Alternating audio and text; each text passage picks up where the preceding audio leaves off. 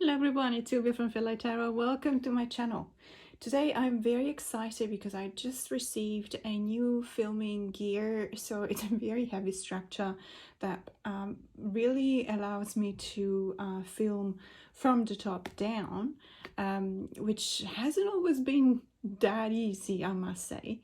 I am very grateful for the little gadget that I bought before I left for my holiday, because I brought it with me and it gave me that possibility, albeit with a few adjustments on the road.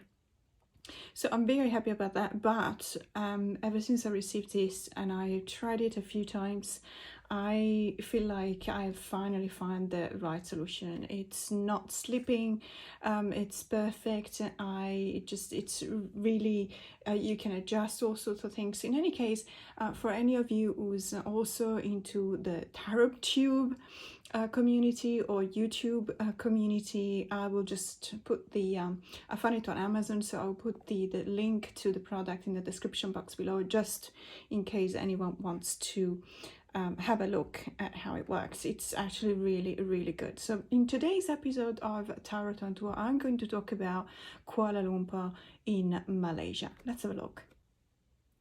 So one thing that really shocked me in a positive way, though, was the way in which Kuala Lumpur has changed during the years. Obviously, being a very Central Asian hub, for me, it's been the one place I was flying into, second to only Bangkok, I would say, to have a layover of a couple of days before I actually continue flying on to Europe and on my way back to Australia as well.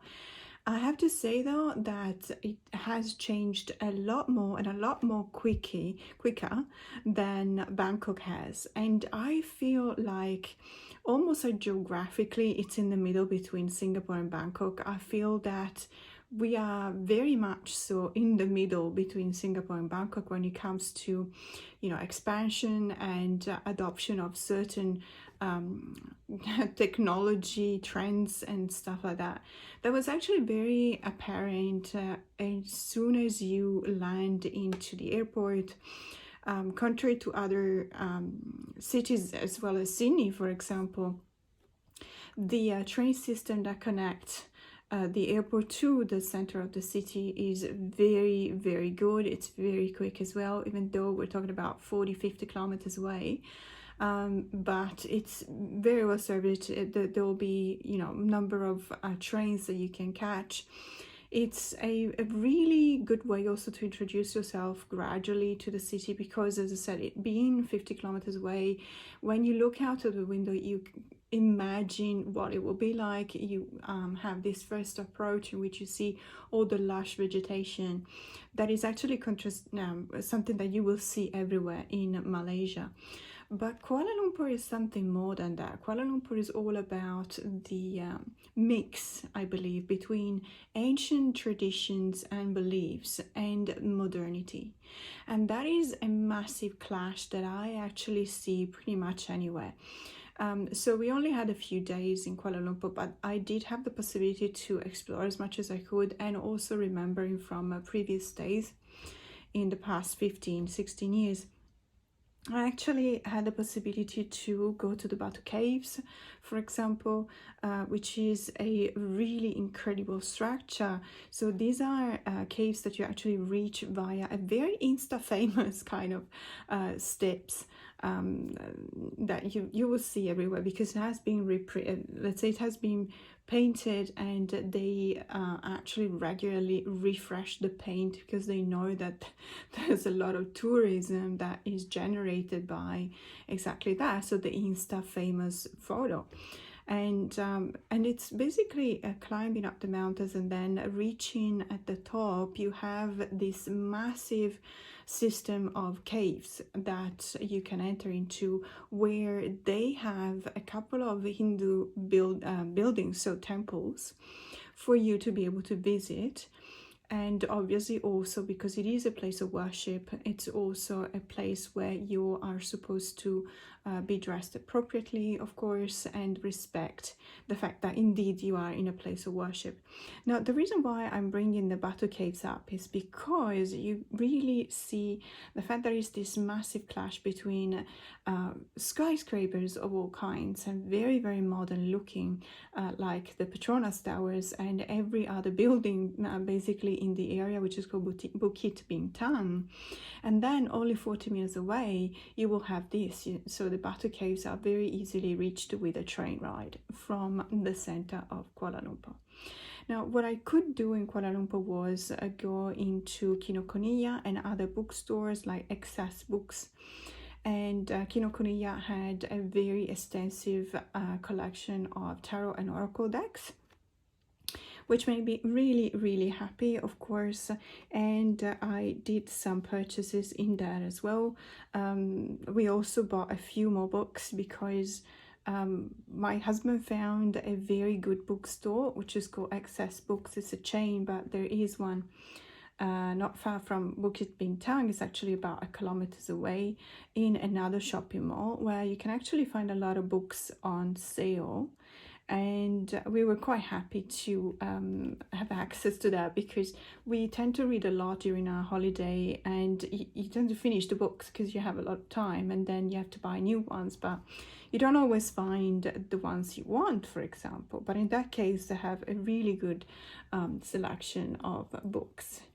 So what I want to talk about Kuala Lumpur in relations to my quest to find magic and divination as integrated in a daily life, I just wanted to show you the Global Fusion Intuitive Tarot, written and illustrated by Wayne Rodney. And the reason why I thought about this deck was because it really gives me exactly that idea of mystical objects and symbols in our lives integrated into the everyday life. And Kuala Lumpur is exactly that. So let's have a look at this deck. I have been showing this deck a couple of times in my channel, but I from one reason or another, because I tend to get so many decks in, sometimes I forget about the decks that I have. And it took actually a little bit of realizing how much I love Kuala Lumpur. Sorry, I'm just gonna zoom in a little bit. And the actual, the contrast, this dichotomy between the introspection of the landscape outside of the city, so the green, luscious jungle, basically, and the urban jungle that you see in the center and the heart of the city. And I really believe that this is very well expressed in this deck, because you can definitely feel the modern element that comes up to you, but you also feel like there's a lot of traditional symbols when referred back to religion, for example with Kali, but also with traditional auspicious symbols or other systems of divination. By the way, Kuala Lumpur and Malaysia in general, Kuala Lumpur is a Muslim city. That is the majority of the population there. But it's also a place where you will see, for example, the Batu Caves, as I said before. It's a place of worship for the Hinduism. And you will see there's a lot of Christianity as well there, as well as Buddhism. There is a lot of, let's say, commerce towards the rest of Asia, and as such, the presence of, Chinese companies is very, very strong. Also due to the fact that there's a lot of people that, they expand from Singapore up into Malaysia. And I really do have the feeling that Kuala Lumpur is slowly becoming some kind of a second hub for Singapore. I mean, after all, it's only, I think, a 4.5 hours drive from Kuala Lumpur down south to Singapore. And it is not unusual for a lot of people to have their own business or to work for a business in Singapore, but then actually live in Malaysia. And I can tell you that that is mostly driven by the fact that Singapore is a lot more expensive than anywhere else in Asia. It's got mostly what I would recognize as Sydney prices, even though it's not as expensive as Sydney. Now, I really enjoy this deck. It's one of those decks that really you need to take your time with it and look at all of the symbols and understand what the reason of the author or the creator is behind choosing these specific ones, and to enlighten you on the meaning of the card. It's a very beautiful, colorful, very modern, but also very, as I said before, full of symbols decks. And I really recommend it. And it did indeed remind me of Kuala Lumpur because of the clash between modern and traditional. Now, another deck that I was ever so happy to find in Kuala Lumpur, and it was actually in Kinokuniya, is the Kon Oracle Tarot deck by Injit Darwish. Now, this is a very special publication because it has been printed in Malaysia.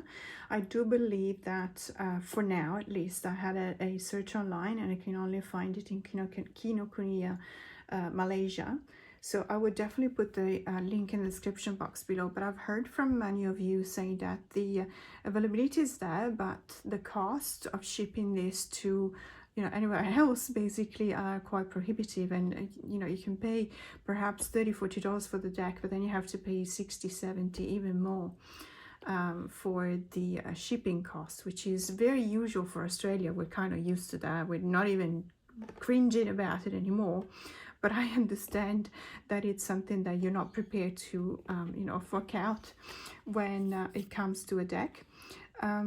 What I wanted to talk about is the fact that this deck is it's basically a deck that mixes a little bit of archetypes and keywords related to the meanings of the cards.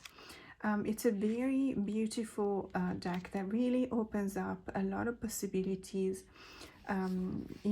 to do any kind of work, from meditation to introspection to healing kind of work. And in some cases, depending on what tarot uses it for, you can actually use it also in shadow work. Now, what I love about this deck, and I've talked about it before, is the fact that I was actually, I thought about buying it even before I had a look at it, because not knowing what kun means in Arabic, it reminded me of the word that I know in Japanese that is pronounced in the same way, kun. Now, kun in Japanese is that bond that has been established between a storyteller and a listener. And I really thought that was so very important, perhaps as an essence to be explored, being myself a storyteller when I read tarot.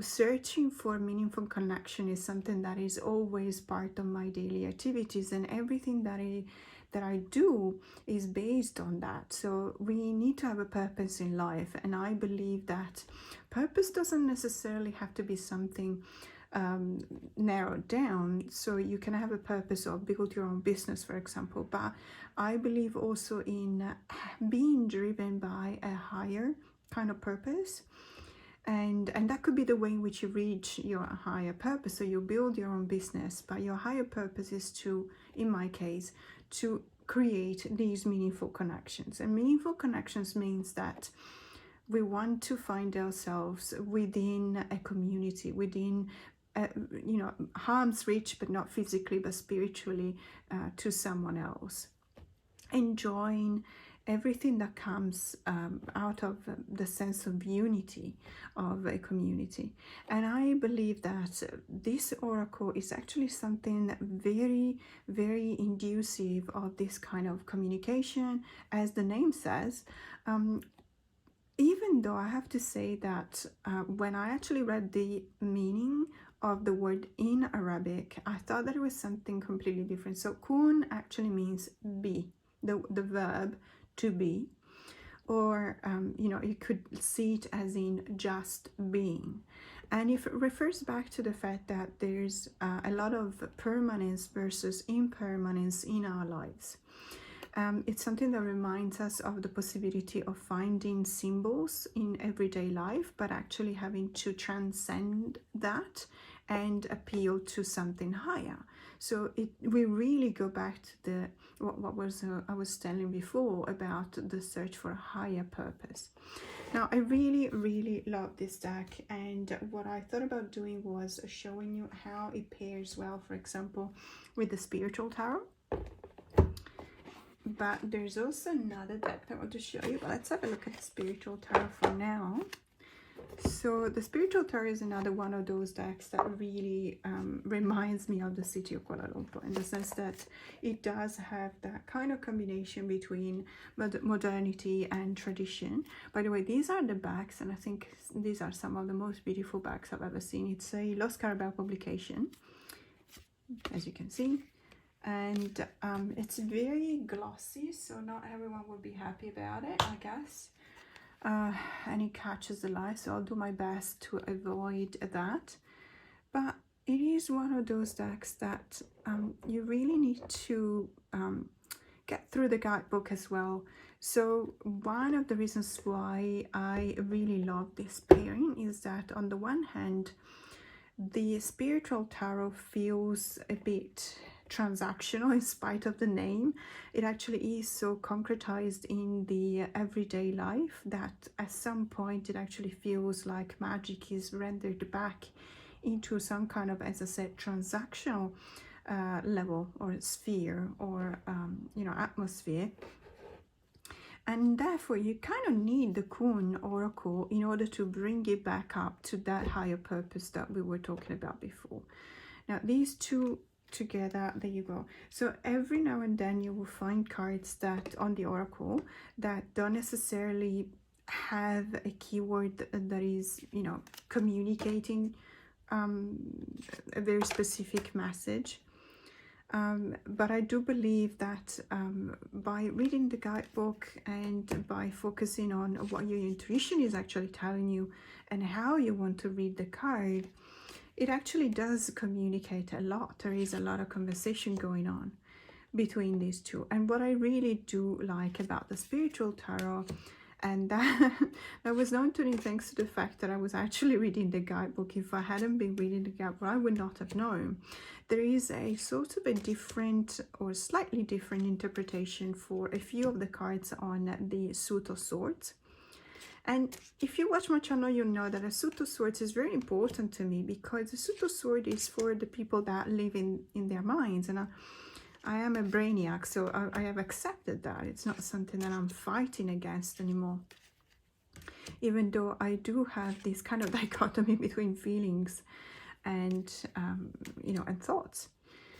Which is, by the way, most of us will have a little bit of contamination between the elements. It's impossible to find a person, and truth to say, it's just I so far have not found anyone, not met anyone who is only just one tarot card.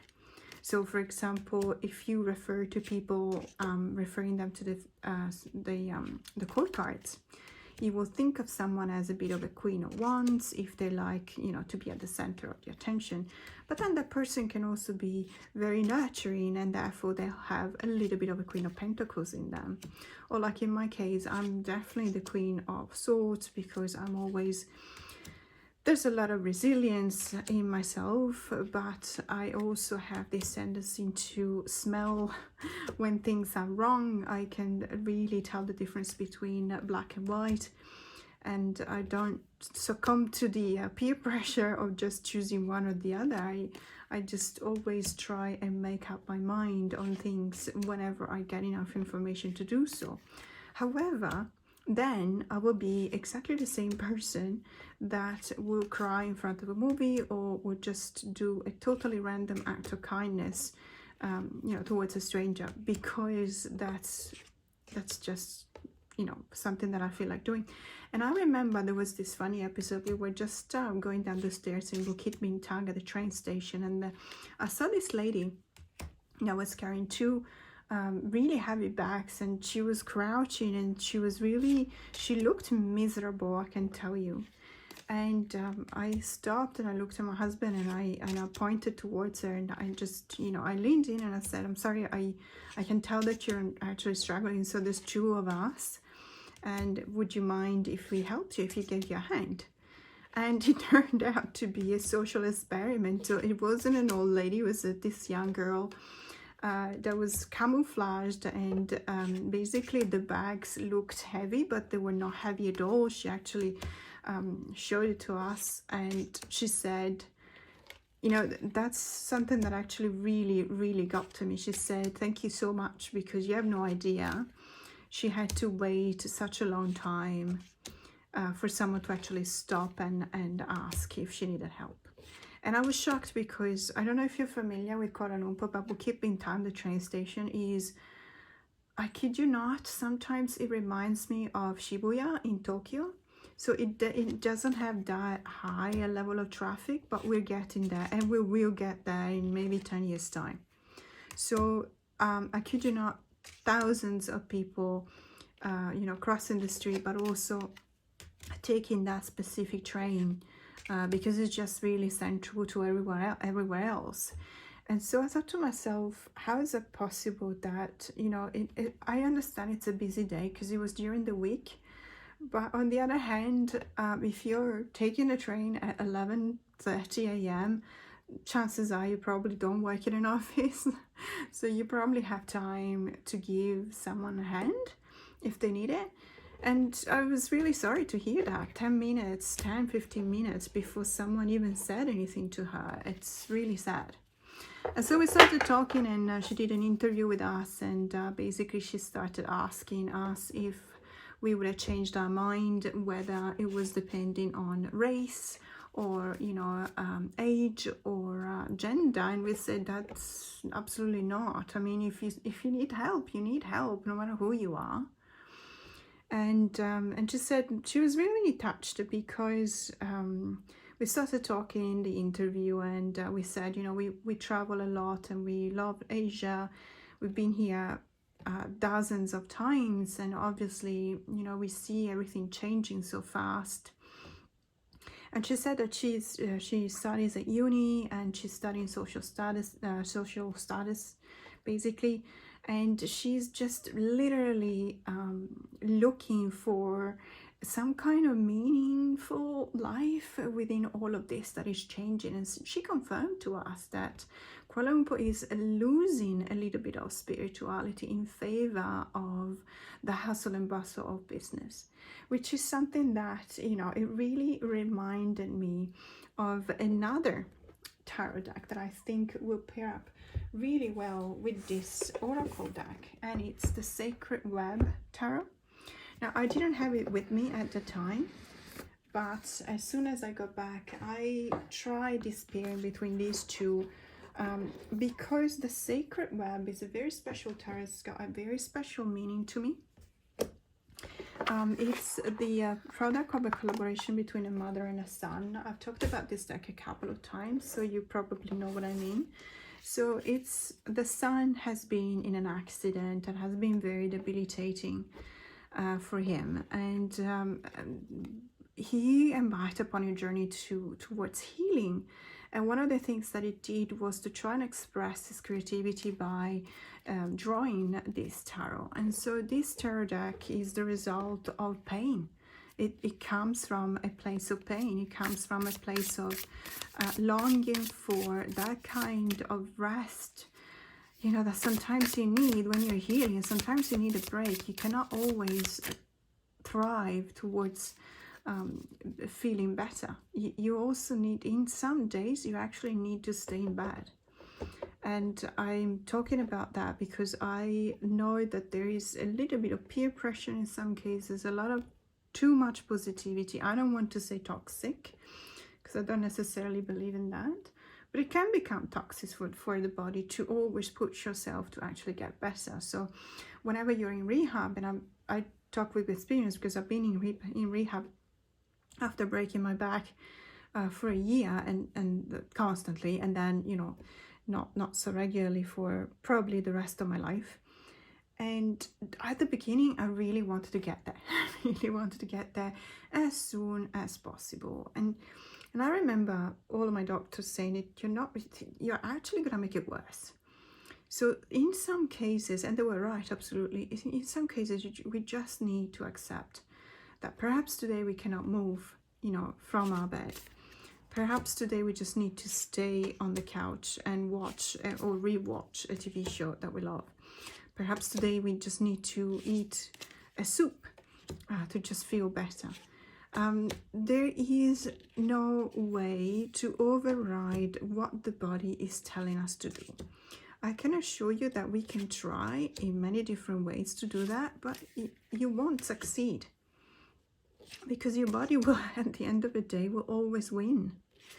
And it's something that you think you can endure, because I was young when I broke my back.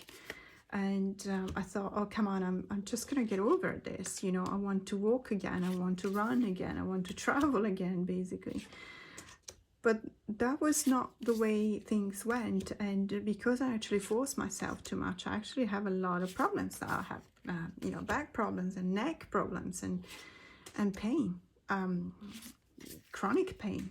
So, and I don't mean to say that things could have gone in a different way. It is what it is. So I have accepted that. But sometimes I really wonder what would have happened. Well, first of all, if I didn't have the accident, of course. But that is kind of torture. You cannot torture yourself into thinking, I could have been in a better situation if I hadn't done that. You cannot bring back time. But what you can do is you learn from your experiences, you learn from your mistakes. And that is something that, it's very important to do. It's one way in which you transform a trigger, as I was saying in one of my latest videos, into a glimmer. So something that triggers a bad reaction into your subconscious, because you make associations with something that has been hurting you, that has been traumatic. You turn into something actively positive for you, which is a glimmer. So how about these two decks? I feel like there's so much going on between these two. There's a lot of conversation. They really do their thing. It's like I don't even exist. I don't even need to be here. There's a lot of conversations here taking place, and I feel like I'm just sitting back and watching what the words are, what the messages are that come through this combination, which is really, really beautiful also when it comes to aesthetics, for example. So these two together are absolutely fantastic. But let me show you another deck that really made me think about Malaysia and Kuala Lumpur. So I'm talking about the Sacred Nature Oracle. This is an oracle deck that I bought at the beginning of my vacation. I think it was back in Bangkok, or it was either Bangkok or Singapore. And I have been in literally falling for this deck ever since the first day. I did not think that this would have been so powerful for me, because in many cases, when you look at it on Amazon, for example, you see a couple of examples of the cards. But even looking at it through the lens or, walkthrough on YouTube or some of the photos on Instagram, it's not exactly the same as holding the deck in your own hands. I feel that this goes for a lot of these decks. There's so much power in these cards, and it comes from the fact that there's a lot of feelings and emotions coming out of the cards themselves. There's this association between the photography and the manipulation of the photography, in the sense that obviously there's been whether, mind you, it's not necessarily something done on Photoshop. I used to be a photographer, and there used to be, even for analog photography, there used to be rolls of films with just the sepia colors. So this could have been achieved through that, or nowadays you can do that very easily in Photoshop or any other app, really. I mean, you don't need Photoshop, although in these cases, this feels like a lot like a studio setting because of the use of the light. It definitely feels like a studio setting, which is absolutely fine. I actually really like studio settings because that's where you really can get what you want out of your photography. But this deck is so very powerful. It's got its own soul. And I think that the sacred nature is not exactly a name that I would have associated, you know, to the images of this deck. To me, it's something related to soul. It's your soul deck. That I don't know what other name I would have chosen, but I really do believe that there is a really powerful and strong connection between the way in which we communicate with our soul and these cards. It's a rather large deck, as you can tell, so my only way of shuffling is overhand this way, which is fine because the cards are also rather glossy, so it's actually easy to shuffle. And it's been, as I said, it's been with me the whole time, and every time I was meeting someone new and we were talking about tarot and oracles, I was actually showing them this deck, and everyone liked it, and everyone, you know, made a note about where to buy it. And we really had beautiful conversations about the feelings inspired by some of these cards. So this is something that I really, really enjoyed, and I just wanted to show you this deck in combination with a couple of tarot decks just to see how it goes when we look at combos. So the first one that I want to show you is the Ferenc Pinter Tarot. Now, I've been talking about this deck before, but I've been mispronouncing the name of the artist. This Ferenc is a painter.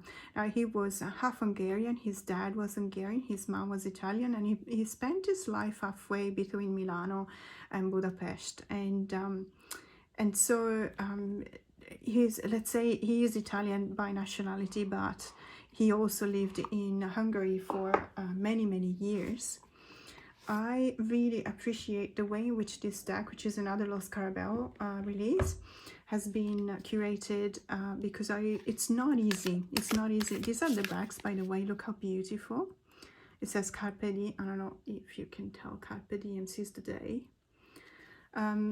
So it's not easy to, you know, create a deck with an artist's work of art at your disposal, because there needs to be intention. And sometimes you can have the perfect image, but if it's not intentional, if it's not manifesting the essence of the card, it just falls flat. I don't know if you understand what I mean.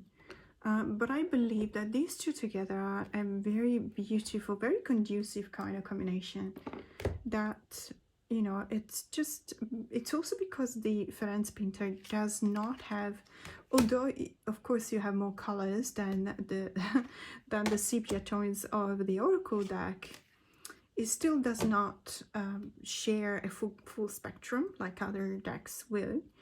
And I remember having conversations with someone about how funny, whimsical the Hanged Man is in this deck.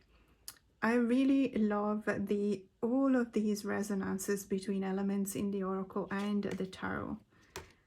It's such an important thing when you want to find a good combination. Let me tell you, never overlook the way in which the colors play with each other. You know, the elements play with each other, the fact that there might be similar symbols in the cards, the directionality, which is very important because obviously it's telling what the Oracle is asking us to concentrate on. And it does help if the Oracle deck has a very conducive kind of keyword system, of course. So I really, really enjoy these two together. And again, this was a way for me to appreciate even more this Oracle deck. So the Sacred Nature Oracle deck. It's just absolutely fantastic. And obviously, I really enjoy the tarot as well. I don't know why I waited for so long before getting it, but when I was in Malaysia, I actually found it for a very good price at Kinokuniya, so that's where I got it. And let me tell you, being back now and having received, so when I was in northern Thailand, I was in Chiang Mai, and we were about to fly into Sri Lanka. And when you fly, what was it? I think it was AirAsia. You have to pay extra for your luggage. Even, I mean, nothing is included. Your seat is not included, meals are not included. It really is low cost, which is absolutely fine. Just so you have to think about that. So when I actually booked the ticket, I only paid for, I think it was 15 kilos, because my husband and I always travel really light, because we know what it feels like to have to lug around a heavy baggage. And so I just didn't realize that with the enormous amount of decks that I actually bought in Thailand, I would have gone over the 15 kilos limit in my suitcase. And so I went to a post office and I sent back about 8 kilos worth of decks. I spent a fortune, absolute fortune on shipping costs. But and they arrived, and the bag, the box was completely disheveled, completely disintegrated. However, because I had wrapped the decks really well, there was absolutely no damage sustained by the decks whatsoever, which made me really happy, as you can imagine. But I needed to decide, you know, which decks to take with me, and the sacred nature always made the cut. So the sacred nature has been with me throughout the whole trip. And I'm very, very happy that it did, because, as I said, because it was actually a conversation starter, you know, with other people, because everyone really admired this deck. So that was it for today, and thank you so much for staying with me till the end of this video. A special thank you for all of you that were together with me in this journey I embarked upon through Southeast Asia, in my quest to find the origins of magic and divination in the everyday life. This series for now is going to stop, in the sense that I'm back in Sydney and I don't plan to travel for the next 6 months. However, I will continue this whenever I will travel again. I will continue this quest to find magic, because I think it's very important, and it also gives us the possibility to, as I said before, to strike a conversation with the locals and ask them about what they believe in, and know something that we would not have known otherwise.